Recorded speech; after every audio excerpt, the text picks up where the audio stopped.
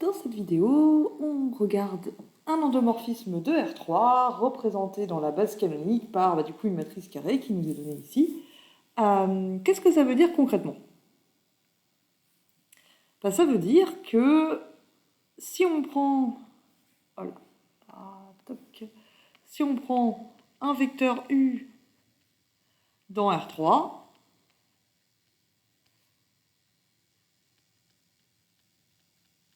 dans ce cas-là, ses coordonnées dans la base canonique. La base canonique, c'est simple. Les coordonnées de U, c'est x, y et z. U, il est égal à x fois le vecteur 1, 0, 0, plus y fois le vecteur 0, 1, 0, plus z fois le vecteur 0, 0, 1. Si j'appelle E1, E2 et E3 les vecteurs de la base canonique, vous les coordonnées de n'importe quel vecteur x, y, z dans cette base, c'est x, y et z. Et quelle information ça nous donne que la matrice de f dans la base B ce soit A? Ça nous dit que du coup, les coordonnées de f de U dans la base canonique, c'est A fois les coordonnées de U dans la base B, c'est la matrice de f dans la base B fois les coordonnées de U dans la base B.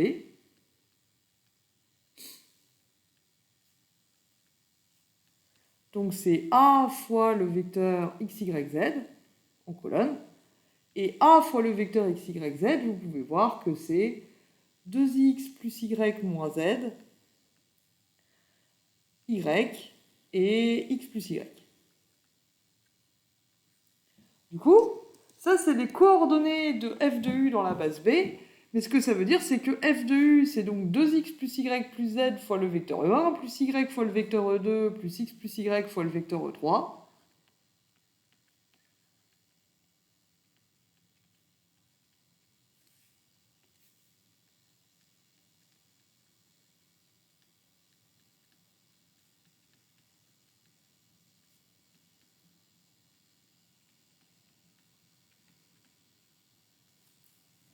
Et E1, on a dit que c'était le vecteur 1, 0, 0. E2, c'est le vecteur 0, 1, 0. E3, c'est le vecteur 0, 0, 1. Donc ici, en fait, c'est particulièrement simple à calculer. Du coup, f de u, c'est 2x plus y moins z, y et x plus y.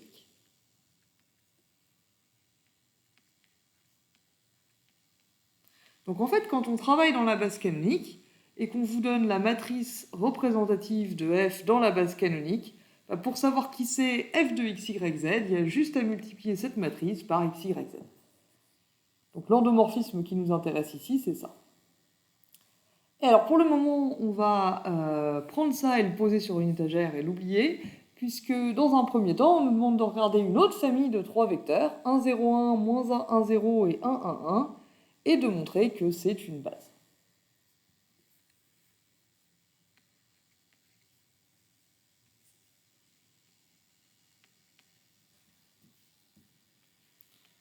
U, on a dit que c'était 1, 0, 1.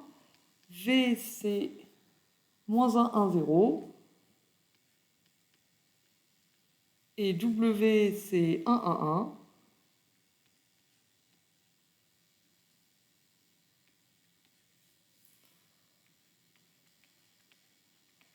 Et là, ce qu'on peut remarquer, du coup, c'est que c'est une famille à 3 vecteurs, donc égale à la dimension de R3.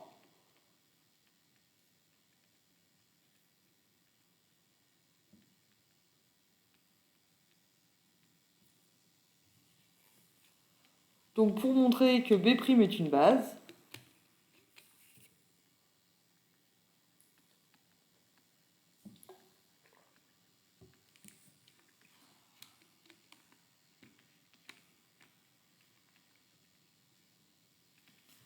il suffit de montrer que c'est une famille libre.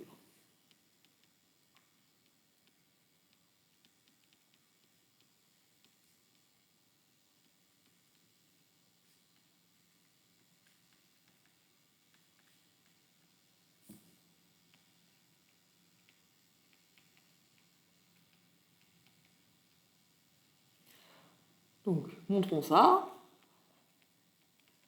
Je prends donc 3 scalaires lambda 1, lambda 2, lambda 3, et je suppose que lambda 1u plus lambda 2v plus lambda 3w, ça fait 0, et je vois si je peux en déduire que forcément tous les lambda i sont nuls.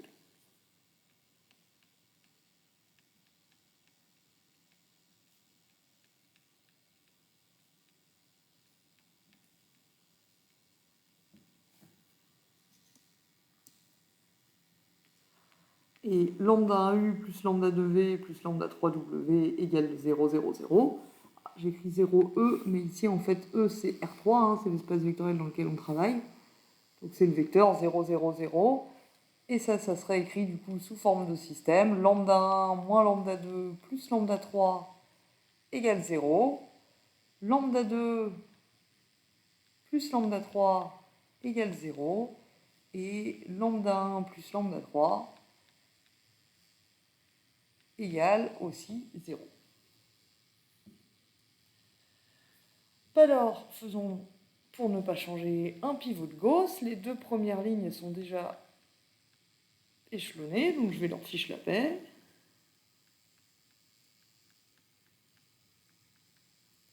Et la troisième ligne, je vais lui soustraire la première ligne.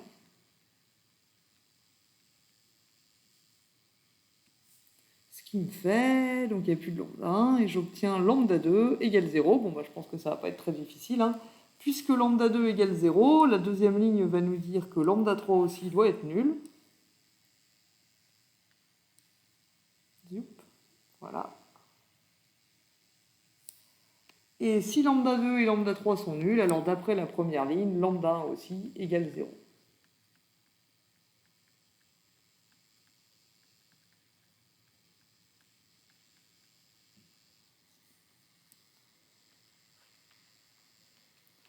On en déduit que B' est une base, est une famille libre. Et puisque son cardinal, comme on l'a dit plus haut, c'est 3, bah, du coup c'est une base de R3.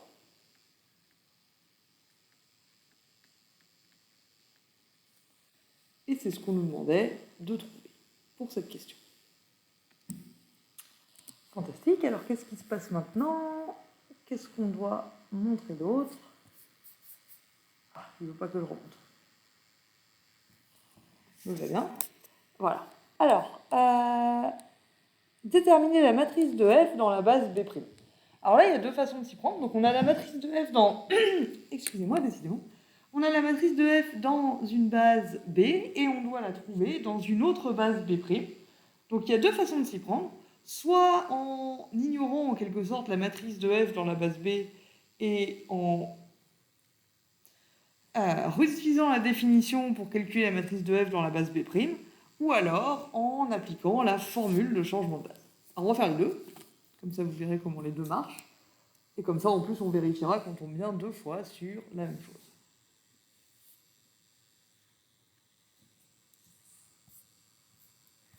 Alors, méthode 1, avec la définition.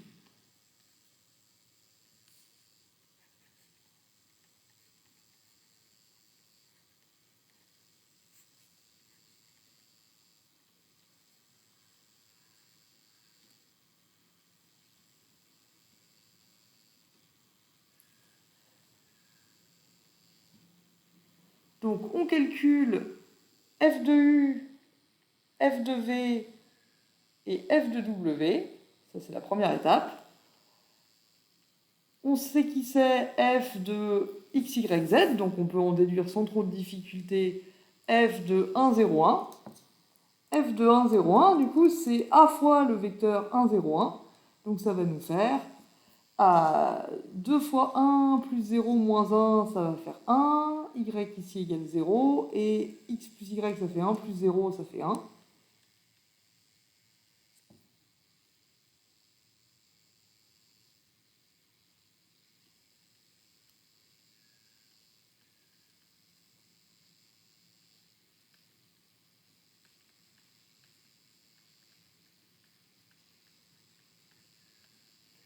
Et là, ce qu'on trouve, en fait, c'est que f de 1, 0, 1, bon, ça sert un peu à rien, je pense que vous voyez comment ça marche.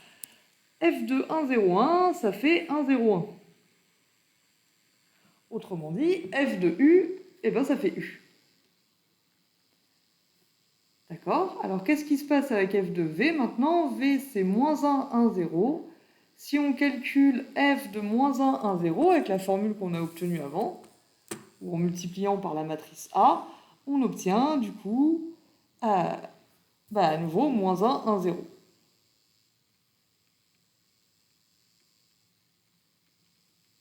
F de V, en fait, ça fait V. F de W, donc c'est F de 1, 1, 1. Ça nous fait donc 2 plus 1 moins 1 qui fait 2.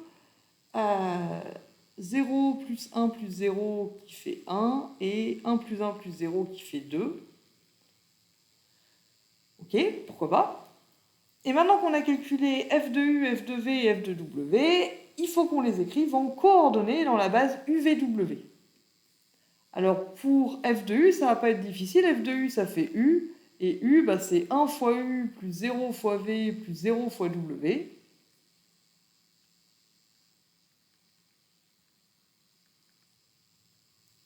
Et ça va être la première colonne de la matrice de f dans la base B'. V, pareil, c'est pas très compliqué. C'est 0u plus 1v plus 0 fois w. Donc la deuxième colonne de notre matrice, ça va être 0, 1, 0. Enfin, 2, 1, 2. Alors 2, 1, 2, ça saute moins aux yeux.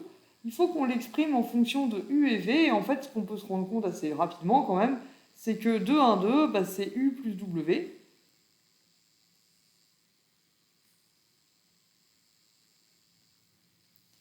Autrement dit, c'est 1 fois u plus 0 fois v plus 1 fois w.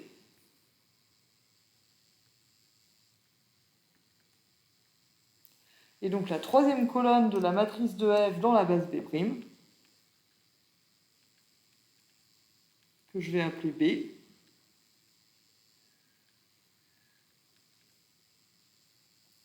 Et du coup, c'est la matrice 1, 0, 0, 0, 1, 0 et 1, 0, 1.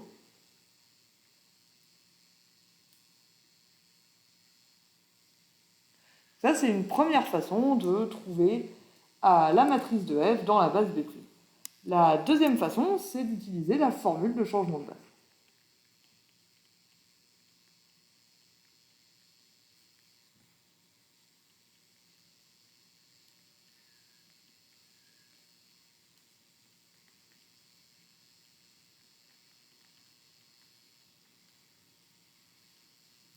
Alors, pour la formule de changement de base, il faut d'abord qu'on ait la matrice de passage de B à B'.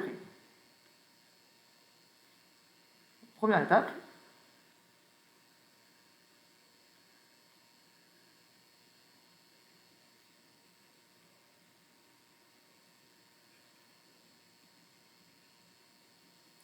Donc, la matrice de passage de B à B', je vais l'appeler P. Comment est-ce qu'on la trouve? Eh bien, on la trouve en écrivant les coordonnées des vecteurs de B', donc UV et W, dans la base B.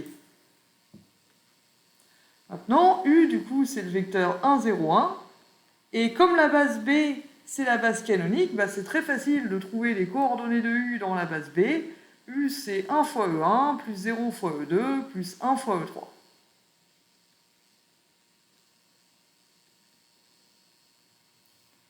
Donc la première colonne de la matrice de passage, ça va être 1, 0, 1. Maintenant, V, c'est le vecteur 1, moins 1, 1, 0. Et à nouveau, trouver ses coordonnées dans la base canonique, c'est pas très difficile. C'est du coup moins 1, 1 et 0.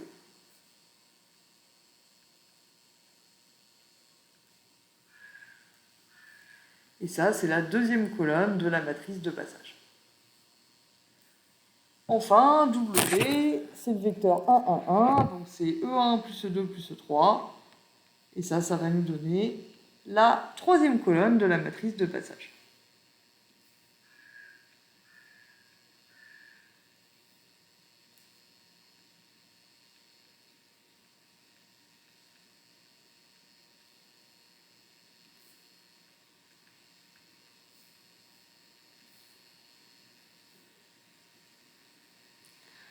Maintenant, du coup, la formule de changement de base nous dit que la matrice de F dans la base B', ça va être l'inverse de la matrice de passage de B à B', fois la matrice de F dans la base B, donc la matrice A, fois la matrice de passage de B à B'.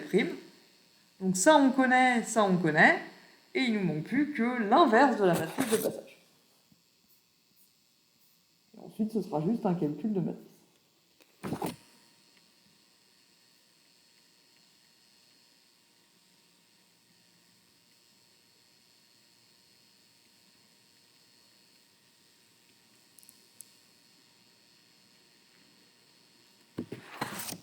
Alors comment on calcule l'inverse de la matrice de passage? Avec notre bonne vieille méthode d'inverse avec la méthode de Gauss, là on va écrire sur 2 colonnes la matrice de passage d'une part et la matrice identité d'autre part. On va faire un trait au milieu. On va écrire la matrice P qu'on a trouvée à gauche et la matrice identité à droite. Et on va essayer de ne pas écrire avec la règle. Alors P, on a dit que c'était la matrice 1, moins 1, 1, 0, 1, 1, 1, 0, 1. Et à droite, on a la matrice 1, 0, 0, 0, 1, 0, 0, 0, 1, donc la matrice identité de taille 3. Et maintenant, on fait des opérations sur les lignes pour essayer d'obtenir la matrice identité à gauche. Et pour ça, on commence par soustraire la première ligne à la troisième, puisqu'il y a déjà rien sur la première colonne de la deuxième ligne, ce qui nous fait 1, moins 1, 1, la deuxième ligne ne bouge pas, et la troisième ligne elle devient 0, 1 et 2. Non, 0, 1, 0.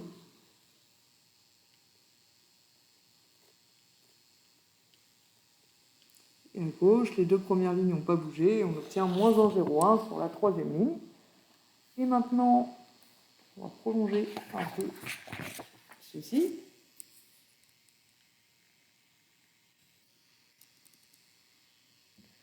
Alors, qu'est-ce qu'il faut que je fasse maintenant? Je vois que la troisième ligne à gauche, là, c'est déjà ce qui devrait être en deuxième ligne de la matrice identité, donc je vais juste les changer. Hop là, j'échange L2 et L3.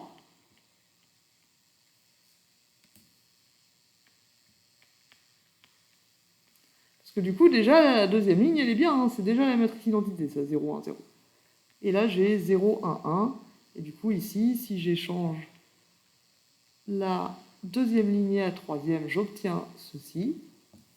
Maintenant, ce que je vais faire, c'est que je vais faire une double barre déjà et repasser ici pour que ce soit lisible, pour qu'on ait tout le calcul sur le même écran. Et du coup, maintenant, ici, pour éliminer le 1 qui est là, je vais faire... Ah non, je ne veux surtout pas éliminer le 1 qui est là. Pour éliminer le 1 qui est là, je vais faire L3 moins L2. Et quitte à faire, je vais éliminer le 1 qui est là en faisant L1 plus L3. Donc L3, je lui soustrais L2. Et L1, je lui ajoute L2. Si je fais ça, en haut, j'ai maintenant 1, 0, 1. Et ici, j'ai 0, 0, 1.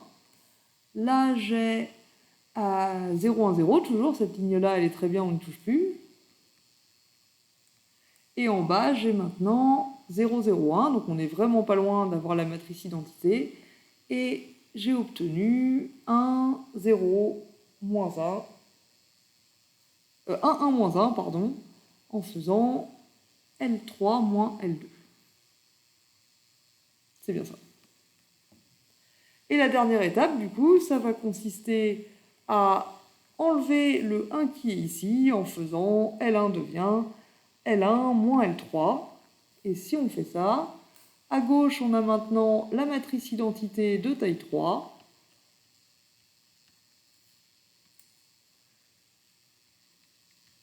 Et à la droite, du coup, on va obtenir l'inverse qu'on cherchait. Donc ici, j'obtiens moins 1, moins 1, 2, moins 1, 0, 1, et 1, 1, moins 1. Et ça, c'est la matrice P-1, l'inverse de la matrice de passage. Troisième étape, j'applique la formule de changement de base.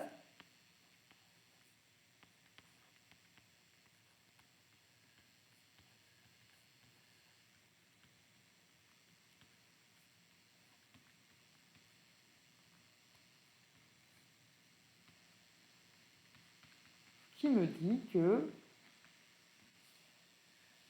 la matrice de F dans la base B', dans la nouvelle base, donc je vais appeler cette matrice B, on a déjà dit, c'est l'inverse de la matrice de passage de B à B', fois la matrice de F dans la base B, fois la matrice de passage de B à B', c'est-à-dire c'est P-1 que je viens de trouver fois A fois P. C'est la matrice donc, que je viens d'obtenir, moins 1, 2, moins 1, 0, 1, 1, 1, moins 1, fois la matrice A qu'on nous avait donnée au début, 2, 0, 1 en colonne, 1, 1, 1, et moins 1, 0, moins 1, 0, 1, si je ne dis pas de bêtises. Je vérifie juste, j'ai un doute. Ah non, moins 1, 0, 0. 1, moins 1, et qu'est-ce que j'ai? Moins 1, 0, 0, voilà, pardon. Fois du coup la matrice P, et la matrice P, c'était du coup les coordonnées de U, V et W en colonne. Ce qui nous donnait ceci. Alors, calculons ce produit matriciel. On va commencer par les deux qui sont à droite. Donc, si on fait ça, on a... Alors, ce produit de matrices, il nous fait... Ici, on va avoir 2 plus 0 moins 1 qui fait 1. Ici, on va avoir 0 plus 0 plus 0 qui fait 0. Et ici, on va avoir 1 plus 0 plus 0 qui fait 1. Et remarquez qu'ici, en fait, ce qu'on obtient, la première colonne ici de la matrice A fois P, donc ici, ce que j'ai fait, c'est calculer la première colonne de AP, et pour ça, du coup, j'ai pris la première colonne de P et je l'ai multipliée, en gros, par la matrice A. Et ce qu'on obtient, en fait, c'est le vecteur A fois U, du coup, puisque ici, c'est les coordonnées de U. Donc ici, en fait, c'est la matrice A fois U, donc c'est normal qu'on retombe sur U, puisqu'on avait calculé que F de U, ça fait U. Si je calcule maintenant la deuxième colonne de la matrice AP, je vais l'obtenir en faisant le produit de A avec la deuxième colonne de P. Donc ça va me faire moins 2 plus 1 plus 0, donc moins 1. 0, oui, plus 1 plus 0 qui fait 1, et moins 1 plus 1 plus 0 qui fait 0. Donc on retombe sur V, ce qui est normal, puisqu'en fait là on a calculé A fois V. A fois V, ça donne F de V, et on avait vu que F de V, ça fait V. Et donc ici, si je multiplie par la troisième colonne, c'est en fait les coordonnées de W. Donc ici, on va avoir 2 plus 1 moins 1, 2. 0, 1, 0 plus 1 plus 0, 1. Et 1 plus 1 plus 0, 2. Donc on retrouve en fait le vecteur qu'on avait calculé pour F de W, ce qui est normal puisqu'en fait là ce qu'on a fait c'est le calcul A fois W. Et maintenant on va multiplier ça par P-1. Alors la première colonne, du coup elle va nous donner moins 1 plus 0 plus 2, ça fait 1. Moins 1 plus 0 plus 1 en dessous, ça fait 0. Et 1 plus 0 moins 1, ça fait 0. Donc ça, c'est P-1 fois A fois U. Et P-1 AU, c'est les coordonnées de AU, dans la base UVW.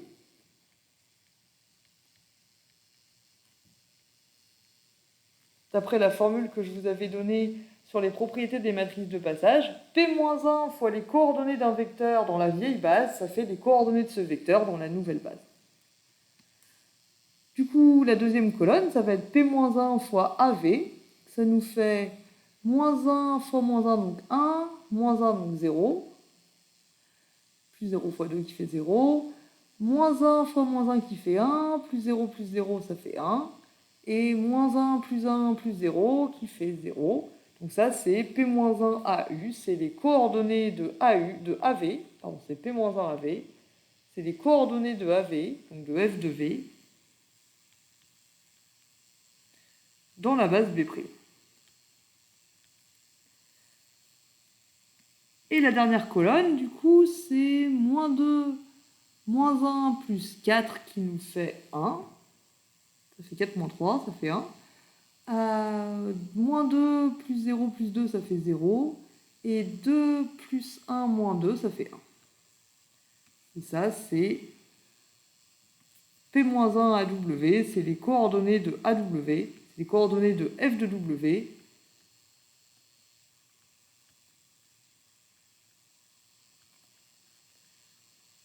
Dans la base B'.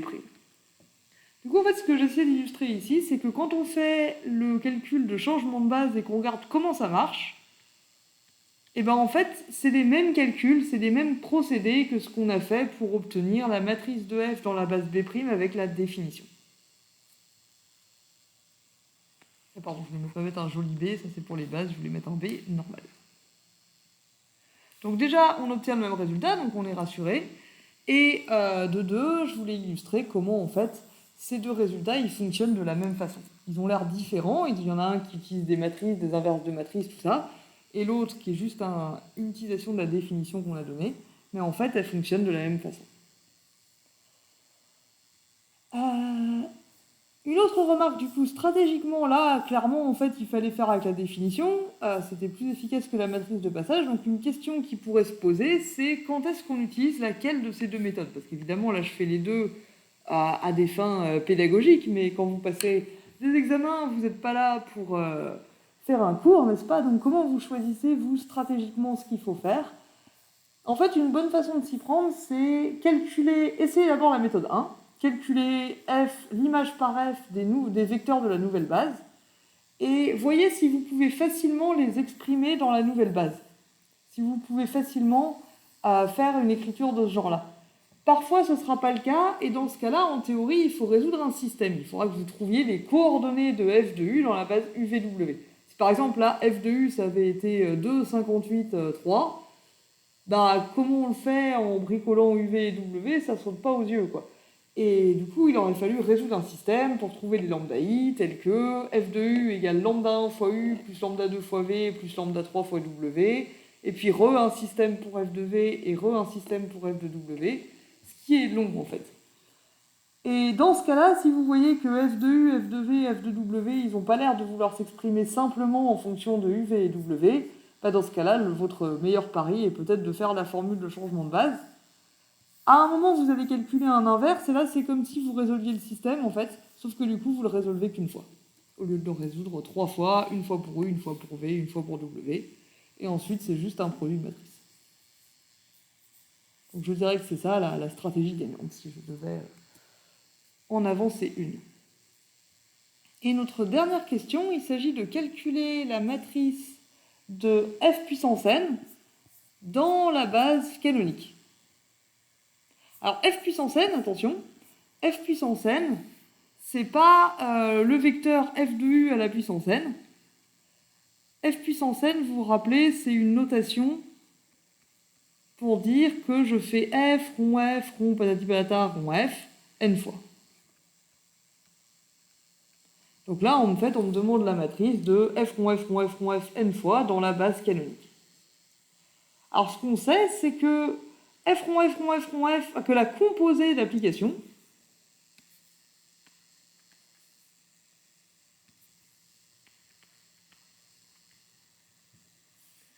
donc f puissance n, sa matrice dans la base B, c'est ça qu'on doit calculer.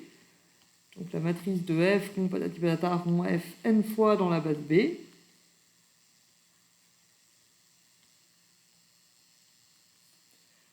D'après la formule qui relie la composée au produit de matrice, bah du coup c'est le produit de la matrice de F par la matrice de F par la matrice de F n fois.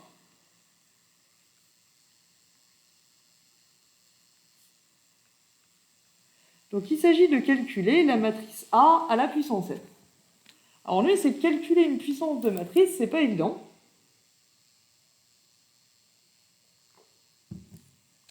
Et là, bah, ça va pas sauter aux yeux. Donc on va utiliser en fait plutôt la matrice B, parce que la matrice B, la matrice de F dans la base B', elle est beaucoup plus simple. Alors vous allez dire, bah oui, mais ça sert à rien, parce que c'est pas B puissance n qu'on me demande, c'est A puissance n. C'est vrai, mais ce qu'on a vu, c'est que B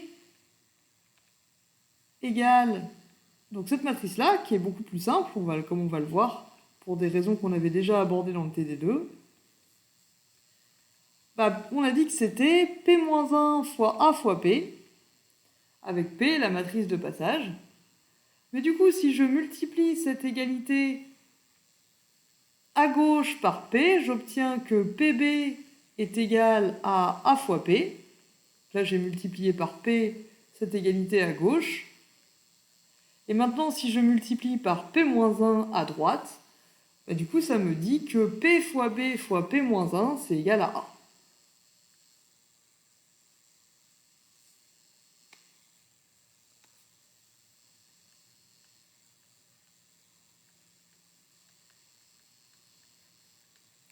Super, où est-ce qu'on va avec ça? Vous allez me demander.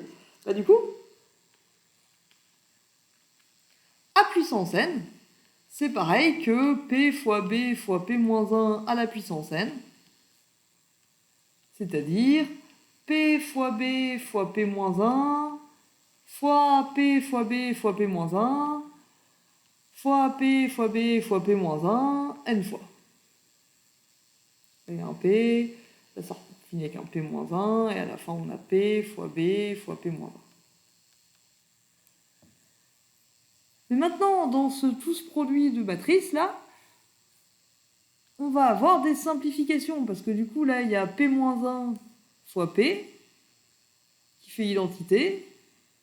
Là, je vais avoir un autre P-1 fois P, qui fait identité. En fait, toutes les matrices qui sont entre 2B, ça va être des identités. Le P et le P-1 vont se simplifier. On va avoir P fois B fois identité, fois B fois identité, etc. fois identité fois B. Fois P-1, le dernier P-1, il ne s'est pas simplifié. Et on a dit multiplier par identité, ça ne change rien. Donc ça, en fait, c'est P fois B fois B fois B n fois.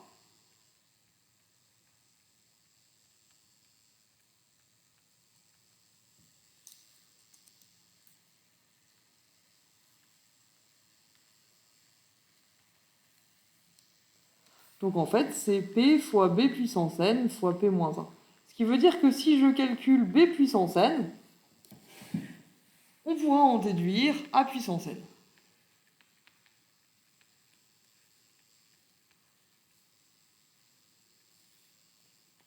Et A puissance n, c'est ça qu'on nous demande.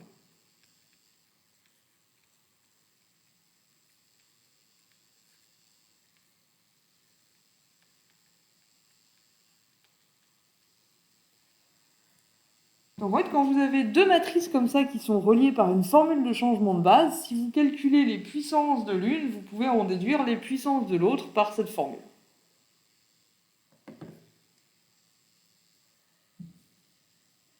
Alors maintenant, est-ce que c'est facile de calculer B puissance n? Ben B, on a vu que c'était cette matrice-là. En fait, ça ressemble vachement à la matrice identité. B, en fait, c'est la matrice identité, avec juste un 1 qui s'est rajouté tout en haut à droite. Donc on peut la séparer en deux bouts.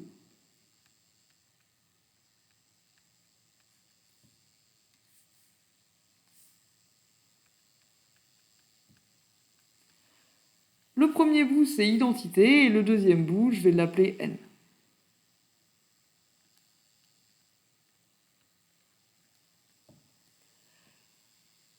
Et n, peut-être que ça vous dit quelque chose, c'est le genre de matrice dont on avait déjà parlé il y a très très longtemps dans le TD2, quand on parlait de calcul matriciel. C'est une matrice que si on calcule son carré, comme vous voyez, elle a quasiment que des zéros, et du coup, si on la multiplie par elle-même, en fait, tous les coefficients vont être nuls, même si la matrice elle-même n'est pas nulle. Donc, comme vous voyez ici, si je fais ce produit de deux matrices, la première ligne, c'est que des zéros, 0, là, ça va me faire 1 fois 0, plus 0 fois 0, plus 1 fois 0, donc les 1, ils meurent. Et après, la deuxième ligne, c'est la deuxième ligne là que je multiplie par les trois colonnes, c'est que des zéros, et pareil ici.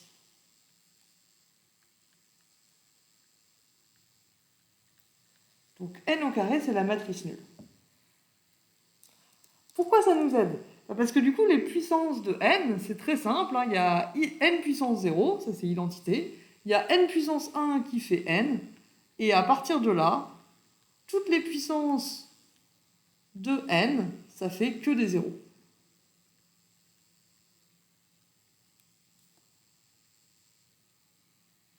Alors pourquoi ça m'aide pour b puissance n? Parce que avec b, pour calculer b puissance n, du coup, je vais pouvoir utiliser la formule du binôme. La formule du binôme, elle permet de calculer a plus b à la puissance n si ab égale ba. Or ici, b, c'est la somme de deux matrices, identité et n, et identité et n, c'est deux matrices qu'on peut multiplier dans n'importe quel sens.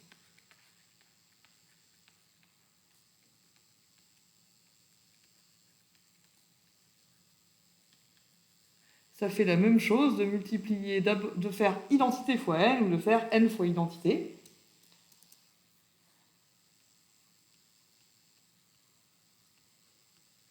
Et donc, on peut utiliser la formule du binôme.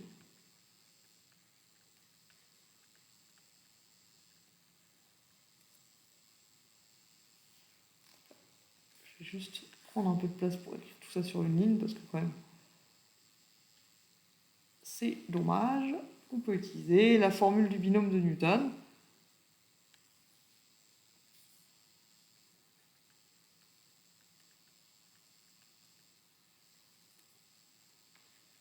B à la puissance n, du coup, c'est n plus identité à la puissance n. Et d'après la formule du binôme, ça c'est la somme pour k allant de 0 à n des k parmi n, n puissance k, identité puissance n-k. Maintenant, identité puissance n-k, ça fait toujours identité. Et multiplier n puissance k par identité, ça fait n puissance k. Et d'un autre côté, n puissance k, ça fait 0 dès que k est supérieur ou égal à 2. Donc à partir de 2, ça fait que des zéros. Donc en fait, dans cette somme, il n'y a que deux termes non nuls. Il y a 0 parmi n fois n puissance 0, fois identité, plus 1 parmi n fois n puissance 1, et puis après, 2 parmi n fois n puissance 2, 3 parmi n fois n puissance 3, ça fait de toute façon que des zéros. Du coup, on obtient 0 parmi n, ça fait 1, donc on obtient 1 fois n puissance 0, et n puissance 0, c'est identité. Et 1 parmi n, ça fait n puissance 1, ça fait grand N. Donc on obtient en fin de compte que b puissance n, c'est tout simplement cette matrice-là, avec le 1 en haut à gauche qui est remplacé par un n. Et donc, la matrice de Fn dans la base canonique, donc A puissance n, ça va être égal, on a dit, à P fois B puissance n fois P moins 1, où P c'est la matrice de passage qu'on a déjà calculée. Donc c'est 1, 0, 1, moins 1, 1, 0, et 1, 1, 1. Fois du coup la matrice B puissance n qu'on vient d'obtenir.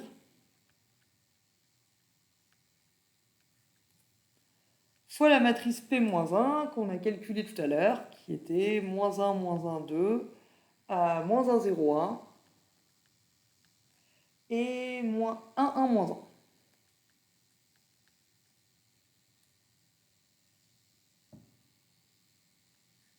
1. Et il ne nous reste plus qu'à faire ce produit de matrices. Donc, si on multiplie déjà les deux qui sont à droite, et on laisse celle-là tranquille pour le moment.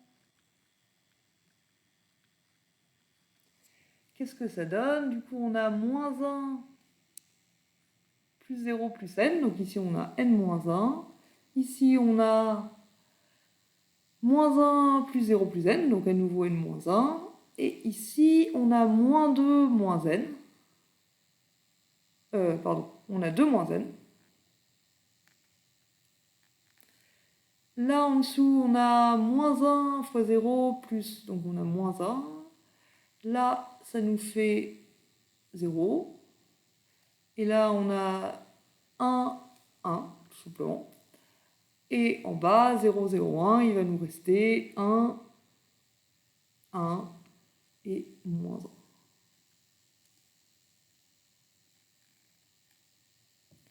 Il n'y a plus qu'à faire ce dernier produit qui nous donne donc n-1 plus 1 plus 1, donc n plus 1. Si je ne dis pas de bêtises. Est-ce que c'est bien ce qu'on a calculé? Enfin, ce que j'ai calculé. Alors, n plus 1, effectivement, en tout cas c'est ce que j'ai calculé la dernière fois. Ici, on va avoir n-1 plus 1, ça fait n. Et ici, on va avoir 2 moins n, moins 1 moins 1, donc moins n.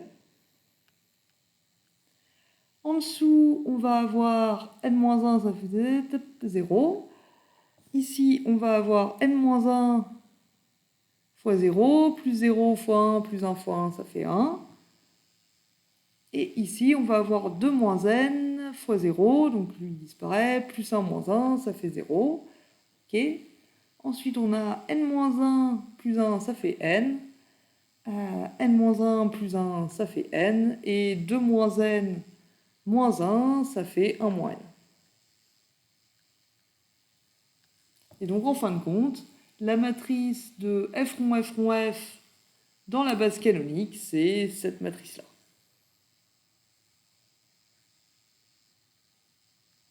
On peut le vérifier d'ailleurs en prenant n égale 0. Quand on prend n égale 0, ça fait bien la matrice identité. Et quand on prend n égale 1, on retrouve effectivement la matrice de f tout court dans la base canonique qu'on nous avait donnée au début. Et c'est la fin de cet exercice de représentation matricielle. J'espère que c'était clair et je vous remercie de votre attention.